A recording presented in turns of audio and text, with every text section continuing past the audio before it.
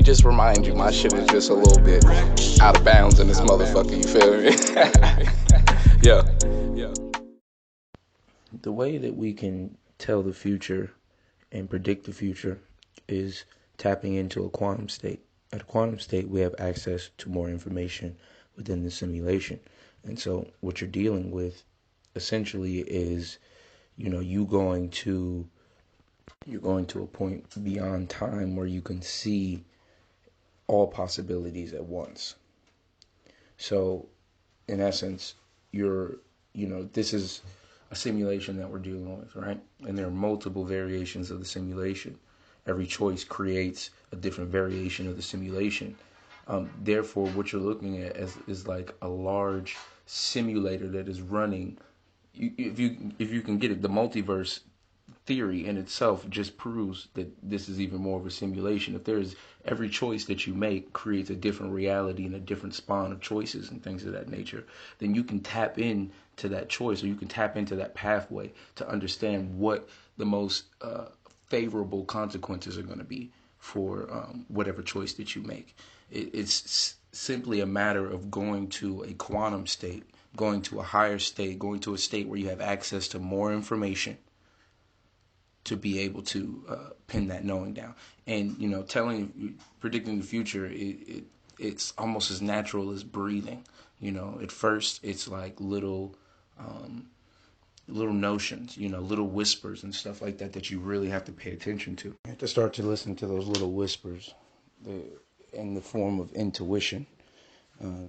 Once you start to surrender to that process and to that intuition, even without knowing how something is going to happen, but knowing that it is going to happen, or knowing that you need to get over to the left instead of getting over to the right, and that's what your intuition is saying. You don't necessarily know what is coming, in front of you, but that knowing, that inner part of you, that intuition, it knows. It could see those pathways through in the choices that you make, and what choices are going to be favorable.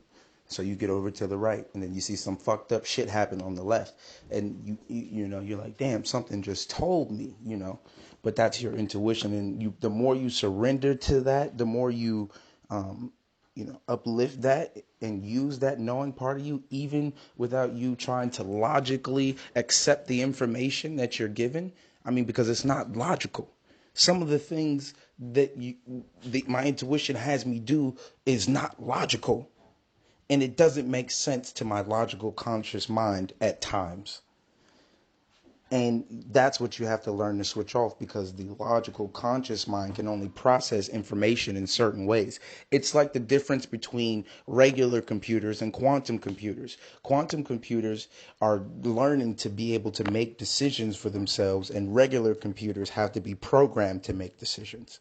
You get what I'm saying? Your conscious mind has to be programmed to make certain choices, to understand, to make certain choices. Your subconscious mind, it knows, it has access to more information, thus can inform you better on the choice.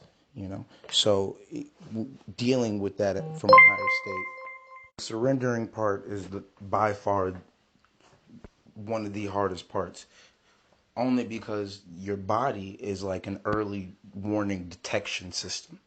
Okay, meaning that any threats that are constantly coming towards your way or coming out from your surroundings, your body is going to alert you, even if it's not like, even if it's like fucking like you're late on your taxes or some shit like that, or you fucking stubbed your toe, or you fucking like forgot, like your mind is going to continuously worry about shit that it does not need to be worrying about in this moment.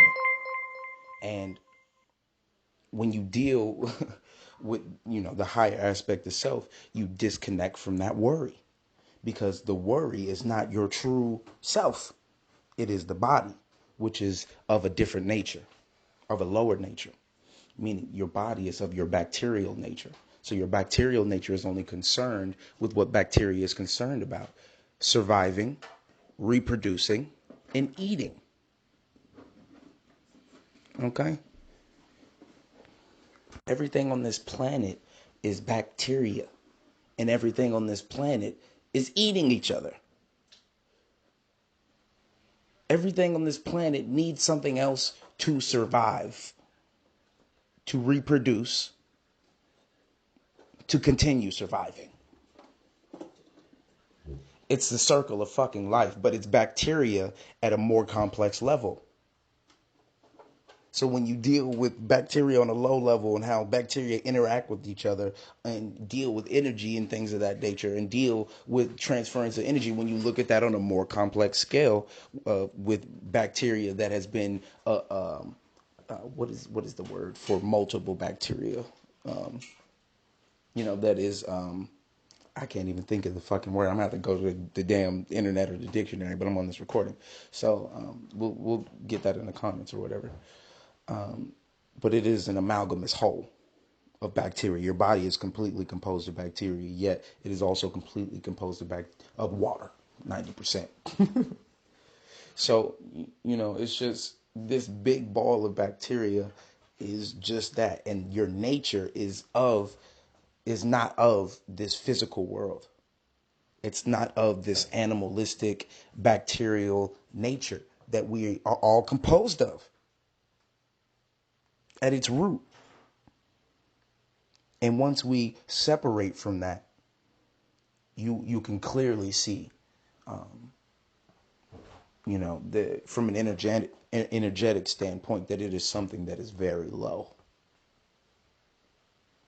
So, I just wanted to break people off with just a little bit of food for thought and shit like that, because I'm going to just keep doing these along with my videos.